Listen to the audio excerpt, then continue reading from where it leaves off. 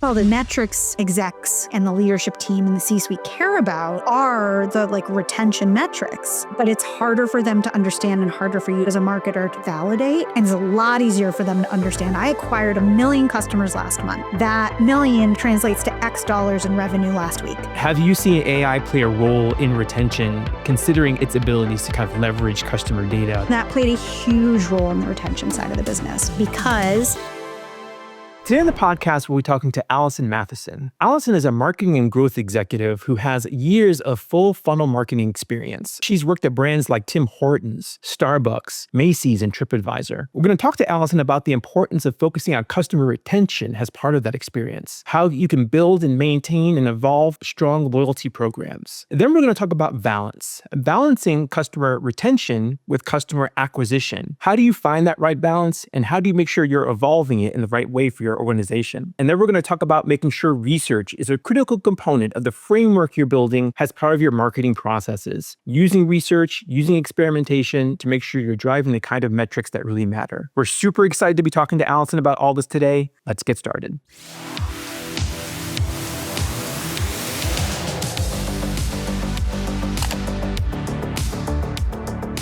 Allison, thank you so much for joining us on the podcast today. Very, very excited to have you and talk to you. I'm excited to be here. I love the conversation that we're about to have, so this will be fun. As you probably know, the podcast really focuses on this idea of the post-click experience, really focusing not so much on advertising, well, that's super important, but then saying, okay, what happens after someone clicks on that ad? What kind of experience is that person going to have? How does that experience move into becoming a customer, to retaining them as a customer, to driving lifetime value? And the premise of the need to focus on that really comes from the fact that a lot of organizations, even very large or enterprise organizations, ones that you have, vast experience in, tend to avoid spending time investing in that because the post-click is where it gets more complicated. Relatively speaking, advertising is easy. It's easy just to kind of turn up the dial, to spend more money, and to feel like that's going to solve the problem, and to avoid the complexities and the technicalities that come with being able to build kind of a more robust post-click experience. So I'm sure you've seen that. I'm curious, what are some practical ways in your career that you've helped organizations where you've played a role, where you've led, to help them kind of say, hey, this is where we need to focus. These are the things that we need to do to continue to evolve the customer experience? Yeah, it's a good question. Some of the most practical things are actually some of the hardest things. So some of the hardest things are, especially in large, mature organizations, aligning the technology platforms, figuring out how to update the stack, how to get potentially, I've worked in a lot of retail and restaurant spaces, how to get a POS that's actually speaking to a modern CRM platform or engagement platform. The other thing that I often see is that, and it's the age-old story around misaligned incentives, right? KPIs from individual teams are not aligned with KPIs for other teams. So how do you get really practical? I think one of my experiences when I was at Restaurant Brands International, that I think they did a really good pivot when I was there, was that they previously everything was measured in MBOs, managed by objective, right? And they, before I joined, every individual, every team, every line of business had its own MBO. Shortly after I started, they said, this isn't working because everyone was competing to make sure that their experience, whether it would be a product feature rollout, whether it would be a new solution in restaurants, whether it would be something that we did on the digital side, everyone thought theirs was the most important. And then you couldn't actually get anything done, and you couldn't really control the customer experience. And so what they did was they shifted towards having group level MBOs. And so what happened for me leading the digital organization for Tim's US was that I had a really aggressive growth target for our digital penetration. So how many people were transacting either through the app, through loyalty, delivery, mobile order, et cetera. And what ended up happening was that my category lead, my counterpart on the category side, he had that same goal. He had that same target. So he had to figure out how he was going to launch products at the right time, aligned to when we knew that we were going to have campaigns, et cetera, in order to make sure that those objectives were met on both sides. Same goes for my field operations lead. And so what that really helped us do was, yes, we were focused on acquisition up funnel. Yes, we were focused on retention, but how could we improve that retention through improving the entire experience, having better control, better aligned incentives, and all of us having a stake in the game on whether or not we were going to be able to move the needle on driving that product sale or trial, driving the launch of a new reward system for redemption, things of that nature. And that's where I find that not only is the hardest thing the technology side, but oftentimes it's getting all of the different teams and resources galvanized around the same objectives in order to make the customer experience pan out. It's funny you say that, because a theme that comes up on the podcast again and again and again is the importance of collaboration and the importance of everyone who's sitting at the table, marketing, product, IT, engineering, data, right? All these teams kind of saying, hey, look, what is at the center that we're trying to all drive here together? And then how do we work together to drive to that center, right? To your point, working in silos, having different goals, different objectives, completely different perspectives causes so many issues, so many problems, just in terms of communication and translation, right? Of what the needs are and what needs to happen in the organization to move forward. Never mind trying to get your head wrapped around the customer experience and what that should look like and how you're trying to grow and evolve and mature it, right? So I can really see that the power of being able to align on different objectives across different teams and making sure that they're all feeding to the same place and ultimately leading to the same business goal. That makes me think, as you talk through that, I could see that problem happening. I've seen that problem happen in organizations. In your experience, have you seen certain patterns that kind of happen that kind of contribute to some of these kind of failures that we see in creating a good post-click experience? Yeah, I've already mentioned one pattern, which is just outdated technology. So I'll kind of steer away from that. I think in the spaces that I've been, whether it's been retail or the restaurant space or even in travel, I think there's three elements that end up getting missed. And one is either you don't have the product to pay off the acquisition. So you put all your dollars invested in driving acquisition, bringing new people onto the site, bringing new people into the stores, whatever that might be, downloading the app. But the ads that you've tested and you've tested and you've tested and you've tested on the acquisition side, you find the ones that optimize the best. You find the creative and the conversion, and it's maximizing your cost per install or your cost per acquisition or whatever it is.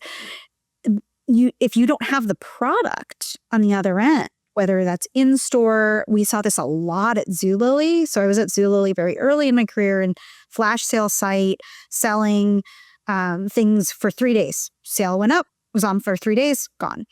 And we found that there was this iconic shirt, this tunic that moms loved. It drove incredibly efficient and high volume acquisition. But because of our model, we didn't always have the tunic.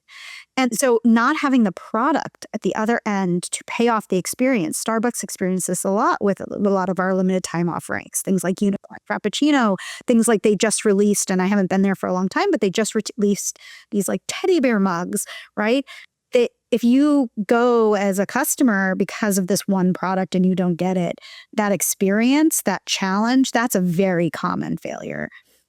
The other things around, like more on the loyalty side that I've seen is not recognizing the customer and not having the right level of focus on the retention and the win back.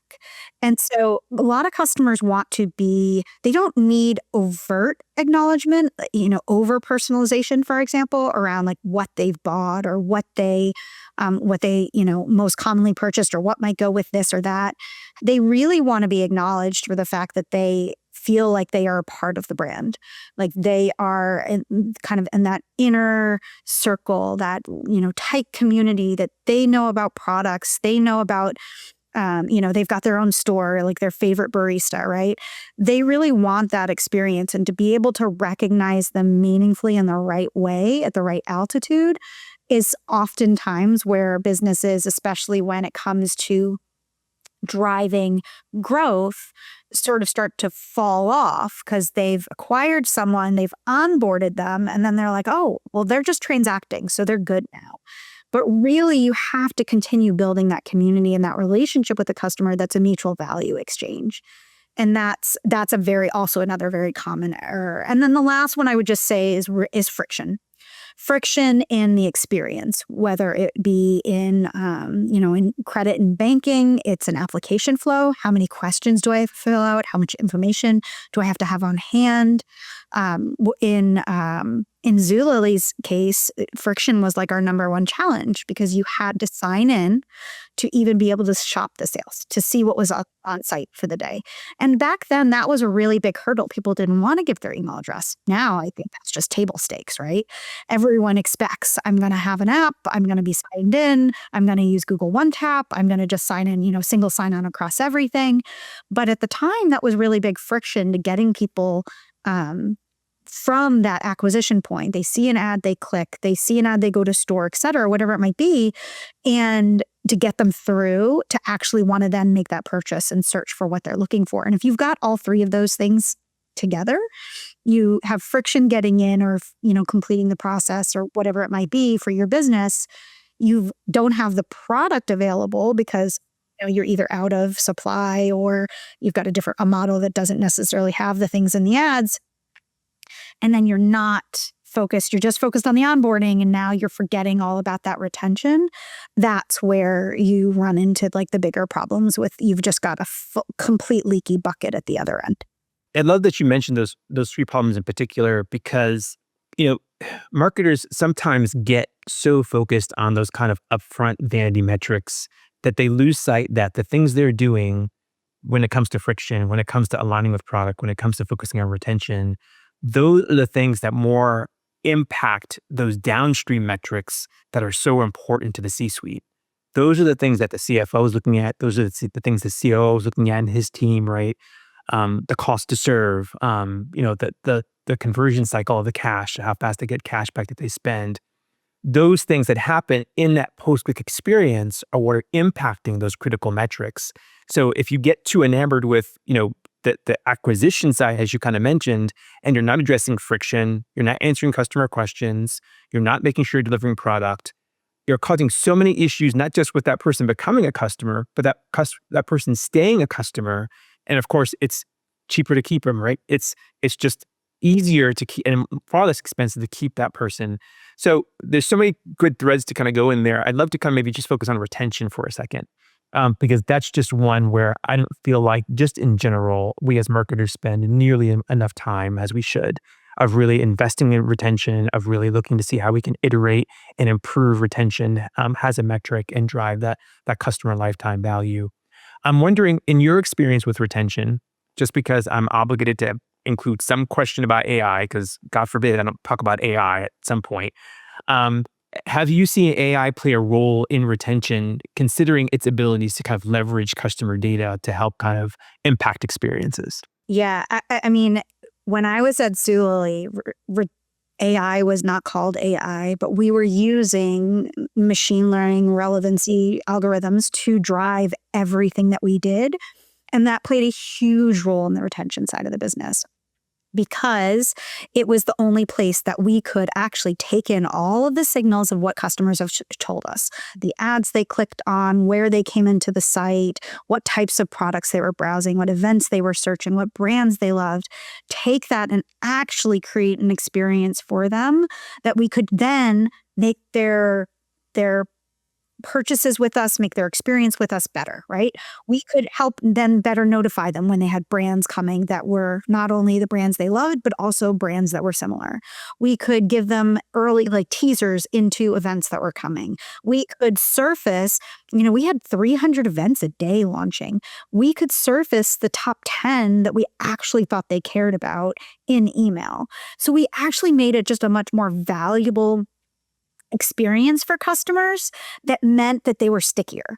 They would come back. And we didn't have a formal loyalty program. We never did. Fast forward, the rest of my career has been around a lot of formal loyalty programs, and loyalty at brands like Starbucks, at Tim Hortons, where there's a lot of competition in the market from, the other brands, whether it's the Dunkins or, each other, Starbucks and Tim's, Scooters, etc. You are trying to get into a routine with customers. That is so critical to those business models, because if you get someone who's habituated and they're picking the coffee shop that's on the corner from their house or their office, and they're coming in let's say every single day, every 3 to 4 days, whatever that routine is for them, if you can get into that routinized pattern with them, you understand it, you predict it, you reward them for it. That's what loyalty is about there. And that is really all around retention and understanding that the lifetime value of that customer, where you might pay, let's call it, $2 in an ad to get them to come in and sign up for the program. But then every single time they come in, they're going to spend, $5, let's say. I don't know what the average price of a Starbucks coffee is anymore. But back when I was there, you get them to spend that amount 3 times a week. And then through loyalty, can you get them to come in 4 to 5 times a week? You get them to increase their patterns and their frequency. That drives retention for the business. If you have enough volume of that from a consumer standpoint, that's a pretty predictable and steady and reliable revenue stream that you can count on as an enterprise, that as long as you continue to invest in that retention model, and you have to reevaluate your loyalty model or your, incentives at some point to make sure that it continues to stay profitable, it's really good for the business. And it's better for the customer, because you're actually giving them the things they need, they want, they like. You get them to try things and experience things that you're using what you know about them to say, hey, I think you're really going to like this too. And that, I think, is one of the main things that you really want to focus on with AI. And so now fast forward to all of these different tools and capabilities that we have. I'll be honest, in the brands that I've worked with, most recently, Tripadvisor was doing a lot of work around figuring out how to best use AI, especially when search is changing so much. And that's such a big part of how you drive traffic to our site. And so how do you think about what these tools are? On the retention side, we were really looking into what are the tools that we can use to make that decisioning smarter and more automated. So if you tie that into what I said about Zulily, we had all the decisioning. It wasn't fully automated. We had to figure out a lot of that segmentation, figure out what kinds of content to send out, emails, etc. It pulled from a lot of different automated places. And so it was well ahead of its time. But now, how can you make that decisioning not just reactive, but how can you make it responsive and predictive? And so you're getting ahead of it with AI that can allow you to take what you know what you need to put in front of customers from a business standpoint, and get it to them in the right way that actually branches them in a direction that they want to go and you need them to go. Versus, I think right now, a lot of programs that I see just have lots of branches, and we're trying to tell them 50 things to do. And you're giving them so many options that customers don't actually end up getting to the end goal that either they want or you as a business need. I think that's what we lose sight of so often, is that we're still dealing with people here, right? And, we're creatures of behavior, we're psychological creatures, and you can't necessarily, conquer psychology with math or with data, with AI, right? All you can do is kind of allow yourself to operate within the realm of behavior and psychology by using those different tools. And people don't like uncertainty, right? People don't like confusion. They don't like to be overwhelmed, right? These are key psychological factors that we learn about human beings. So, overwhelming people with too many choices just shuts them down. Whereas once you get past some of those barriers, which is exactly what you alluded to, once you kind of teach them, hey, you're in a place that's relevant to what you need, you're in a place you can trust, it's convenient, right? These different kind of layers of these hierarchical layers of conversion that we kind of speak to with our clients. Once you get past all those, you've got them in a really sweet spot. And now all you have to do is nurture that, right? It's just kind of keep that up, just like you spoke to, by leveraging things like loyalty programs that are built in the right way to do that. But one of the things I'll just add is everything you just said, absolutely. Everything I just said, absolutely. It is a lot harder and a lot harder to measure than just putting dollars out there, saying, here are the criteria, the types of person I want to acquire, and then getting volume. And so you mentioned that, it's the metrics execs and the leadership team and the C-suite care about are the retention metrics, but it's harder for them to understand and harder for you as a marketer to validate. And it's a lot easier for them to understand. I acquired 100,000 new customers yesterday, or I acquired 1 million customers last month. And that million translates to X dollars in revenue last week. Okay, well, I can see that. It's really hard for me to understand why I continue to invest resources, technology. In my case, every retention program I've ever worked on, every loyalty program I've ever worked on has also had media dollars. So why am I re-spending on someone that I've already spent to acquire? Shouldn't they be free now? Isn't email free? It's never free. There's always a cost associated to it. And that makes it a lot harder for especially people in my space around loyalty, integrated marketing, et cetera, to be able to communicate and convey to the executive team or to the C-suite why retention is so important when acquisition is just so easy to understand. I'm glad you said that, because it makes me think, we talk so much here in this conversation about the importance of retention, the fact that it certainly is more complicated, the fact that it can be more challenging to track and be able to measure appropriately and then ultimately report out on. But as with all things, there's a balance. We're not saying, hey, make sure that you take everything that you have and throw all your resources and energy and money into retention. Just like we're saying, don't throw all of that into acquisition. In your experience, just for the sake of kind of level setting, what is that healthy balance, right? And of course, we know it differs by organization, it differs by business goal and things like that. But just kind of conceptually, what have you seen kind of be the thinking behind trying to get a healthy balance across how you're spending to ultimately make sure you're hitting that customer experience across the full funnel? Yeah, I mean, it really, like you said, for every business, it's going to be different. And even within the business, for every part of the business, every team, every marketing objective, every campaign, it's going to be different because it really depends on what the goals are. So for example, at Starbucks, one of the last projects that I led when I was there was around the launch of the open tender program. So the ability within Starbucks Rewards to no longer have to preload money on a card, but rather be able to use cash or use any credit card you want and still earn points. That, for many, would say, hey, that's a huge retention program, right? That was a pivot that would allow for us to keep more customers in because now they have more options. But actually, that was a really big acquisition lever for us because it was one of the number one barriers to entry for getting customers, Starbucks customers, or just regular consumers out in the world to even want to sign up, because they were like, I don't want to give Starbucks a loan. I don't want to give them my money. And so when you look at whether something is acquisition or whether it is retention, I think you need to look at the mix of how long does this thing live for? What are the economics you're trying to pay back? How do you think about the relationship between whether it's that product or the brand and the customer? And where do you need to invest? And so is it that you're solving a problem that gets people in and you've already got the retention investment built in place, the foundation built to support that?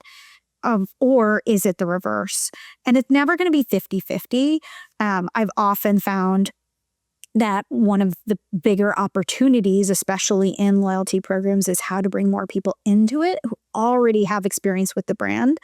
And so I generally have, I don't know, I would generally say that I've been 60-40 from a retention acquisition side. But again, that changes. That might be sort of an end, sort of across everything, but it changes based on the campaign, the time of year. Seasonality is a big play, especially in retail and restaurant space. Yeah, I can only imagine. There's something in there, and I kind of want to do like a little public service announcement here for some of the kids that are listening to the show. You mentioned at Starbucks that you came to realize that a big barrier for people getting into the loyalty program was, I don't want to give Starbucks, my money and basically have them holding on to whatever this is, this $25, this $50, whatever the case is, they're holding on to my money. I'm imagining you got that information by doing research, Lots of research. right? By talking to people. And I really want to focus on that because that's something that I feel like is underrated. I feel like there's people who do research and then like the research just kind of sits there and it kind of just like gathers dust. Or they don't do research at all because somebody knows better than the research, or I don't trust that, or I don't believe that. But there was a beautiful example that you just mentioned of, hey, look, we may have thought one thing, but this is what people were telling us was a barrier. And then that understanding, that research gave us an insight that led to an action of us changing the functionality of the loyalty program, ultimately of the app, and how people could purchase and how people could participate and get points, get stars in the loyalty program, which ultimately I'm assuming end up driving, more business for Starbucks, right? So here is this complete kind of arc that took place that started with understanding not what the highest paid person in the room had to say, but what the customer had to say. And what they were telling you was a pain point, and then addressing their pain point based on their behavior and their issues and challenges. So I really wanted to call that out because it's just such a beautiful example of the importance of starting with research and using that as a catalyst.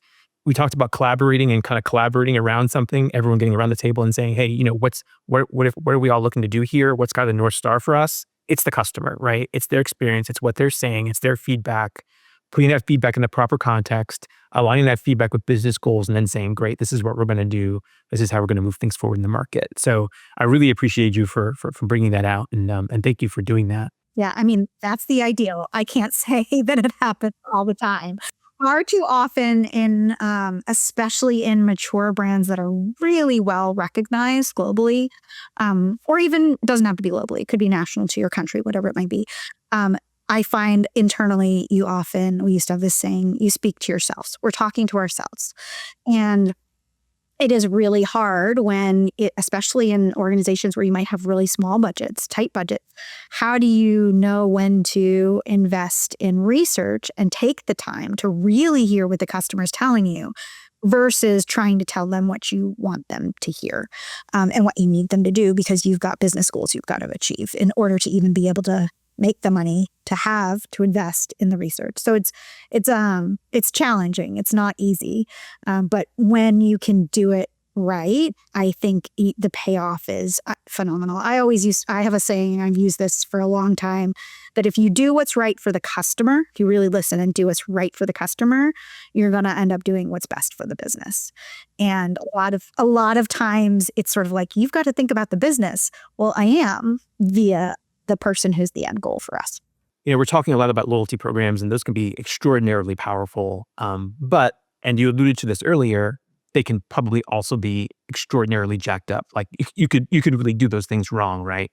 In your experience with loyalty programs, with putting those programs into place, with trying to evolve those programs and mature them and kind of get them going, what have you seen as kind of being like, the yin and yang of loyalty programs, where it's been like, yeah, we really did this really well, but those who rushed into it too quickly or didn't take the time to properly set it up, maybe do the research up front and understand the customer and what their expectations were and how they wanted to be dealt with, this really went really poorly. What kind of extremes have you seen in dealing with loyalty programs? Oh, I've seen a lot of extremes. I've seen loyalty programs be stood up and taken down almost immediately. I've seen loyalty programs that have just been the exact same way for years and years and years. I think some of the biggest common problems is that you have to know what your customer values. You have to know what their particular needs and wants and challenges are. And you need to know what the problem you're solving is for the business. Because oftentimes I think people, and this happened a lot around the time of COVID in particular, where brands were like, oh, shoot, my doors are closed. I need a way to transact with my customer. I'm going to stand up an app. If I stand up an app, I'm going to stand up loyalty and just do it all. And I'm going to, copycat what is what's happening with competitors in my industry.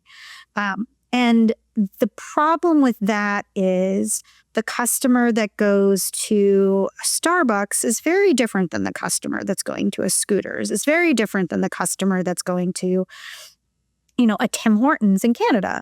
And you've got to really know your business and your customer and what's going to reward them, what's going to drive them. The economics are also incredibly different across businesses. And so if you copycat a transaction or a spend-based model from another brand, or even just, you've done all your research, you think this is the right model, you really have to take into account your pricing, your penetration, your customer frequency, and what are the types of things they're most commonly purchasing, because that is what they're going to redeem on. And you can flip the economics really fast and be in the negative without having a path forward. And customers never like it when you take price later. And so what that means in loyalty is that when you start reducing the value of the rewards, so you get, either the price of the product goes up or the amount of rewards that you are able to redeem to get something increases, you're not getting the same value in return. And so those are some of the things that I think can really be problems for businesses in the loyalty space. But I also often think people think that our businesses, companies, organizations think that loyalty is going to solve traffic and sales problems. And that isn't the case. Loyalty is going to be another P&L for you to manage. And your traffic and your sales need to be a combination of factors that have to do with much more than loyalty. Loyalty especially is going to most often appeal already to your highest frequency customers who are more optimized. At least that is true in, I would say, food and bev and in like the travel space, right? And so one of the biggest challenges we had at Starbucks was that we only had like 50% awareness of the loyalty program. And people would say, how do people not know about Starbucks? And it's like, no. They know about Starbucks, but they don't know about Starbucks rewards in the sense of like, what's in it for me? Why do I care? I come to Starbucks when they have some new Frappuccino or when they have a new latte, or I just come during holiday for PSL. So we had to spend a lot of time thinking about like, what was the program we were building? Who were we building it for? And how are we rewarding both your loyalists, like your most high frequency, nice customers, but also those occasional folks, because they had a need and a reason to be rewarded as well. At Tim's, it was your brewed regular. And when that program initially launched, you could only redeem on brewed coffee. You can imagine the economics on that when people were coming in every single day and getting a brewed coffee, and after a few transactions you get a free coffee. And so there was a lot of like evolution and rework and expansion of that program to get it to a place where it was really, really successful. And a lot of that was before my time, and then I had a lot of input on it when I was there. But I think that a lot of the things is that you need to really, really be attuned to your business challenge, your customer, and how does that come together to drive loyalty? And is a loyalty program even actually necessary to do that? Excellent point. And there's something else you said that I really want to hit on, something that from your experience there at Tim Hortons, is that the program had to evolve, right? Like, you can even do all the research you want to and do the upfront work, but then, everyone has a plan till you get punched in the face. I think it's Mike Tyson who said that once. The same thing happens. Like you have a plan, you say, well, this is what people said, and this is what the analytics say, and this is the data, and we're going to put this in here, and it's going to be great. And then you actually put it in the marketplace, and then all of a sudden, it hits the market, it hits people, and all of a sudden you get this new feedback, and now you've got to iterate and change and evolve and be like, okay, we need to switch this up a bit because we're not quite hitting the mark that we thought we were going to hit initially. And that's important because, ultimately, people, the market, they're always changing. They're constantly in flux. So if you're not having some kind of mechanism to constantly get that feedback and constantly kind of evolve and change with it, you're gonna fall behind. But as with many things in marketing, loyalty programs, websites, email communications, SMS, all those kinds of things, people often think, well, I'm going to set it and then it's good. I've got this up and running. It's hands off. It's going to run magically by itself and it's going to do fantastic for the next 6 months, the next 6 years. It's all going to be good. But we know that's not the case. It doesn't work like that. It can't work like that. You need a culture of learning and experimentation to be able to really drive those things forward. Have you seen, and I already know the answer to this question. The answer is going to be yes. Can you give us an example of where you've seen an instance where someone has set up a loyalty program and said, yep, this is set, it's good to go, hands off, this thing's going to run itself and it's going to make us millions of dollars. And of course, they had a rude awakening about that. I think there's two things that happen with set it and forget it. There's set it and forget it, like truly set it and forget it, like turn it on and just let it run and never reevaluate the currency, never reevaluate the business model. Like, does your business change over time? Then of course you have to reevaluate your loyalty program, especially like with pricing or with cost of goods going up, or if you're having struggling with margins, you're going to constantly want to be reevaluating that from just a pure financial economic standpoint. And so oftentimes with set it and forget it, it starts to become a cost center instead of actually a incremental revenue driving part of the business. It also starts to drive high disengagement with customers. If you're just set it and forget it, and let's say you have not optimized your CRM program, you have not reevaluated your onboarding journey, and you are constantly like triggering the wrong message to the customer at the wrong time, or bombarding, or just not providing value, you're going to get people disengaging. So it actually is going to have the opposite effect of driving customers away. And that is like a real detriment to the objective of a loyalty program, which is to try to drive lifetime value with your customers. And then I would say the other thing is that you end up seeing a lot of brand mismatch. So your brand might be out there shouting from the rooftops about this new positioning, new product line, new visual identity, whatever it might be from like a holistic brand standpoint. And you've got a loyalty program over here that's like from 10 years old. And it doesn't look the same. It doesn't feel the same. It doesn't reward the same. It's probably attracting a very different type of customer than what you have moved into as a brand. And so those are some of the side effects of set it and forget it. But the other thing you see a lot of that I'll put in the same category as set and forget is the overlayered program, where you have a foundation, you did the research, you know what you needed, but then you launched a new category layered on top. You found that this one promotion worked really well. Now you're going to make it a constant, always on, layer it on top. And then you've got so much complexity. And then the customer isn't really sure, what am I being rewarded for? How do I use this program? Do I use it just for promotions? Do I wait for offers? Am I getting the right thing and the right, value back in currency that I know how to actually use those dollars I'm getting, points, stars, whatever form it is, right?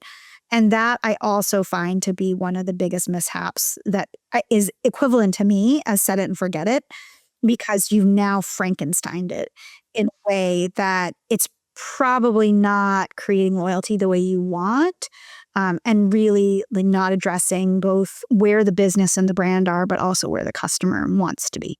A great example, an awesome insight, right, into how many different ways sometimes things can go bad by not taking your time and being thoughtful about, okay, how, again, keeping the customer at the center, thinking about that experience, thinking about how we're trying to impact that experience in a measurable way, right? That ultimately is going to drive toward those business goals, but just kind of getting fractured because you're enamored by the thing that's shiny, or just because you think you've accomplished this, you've done the job, you can now put that on the shelf and move on.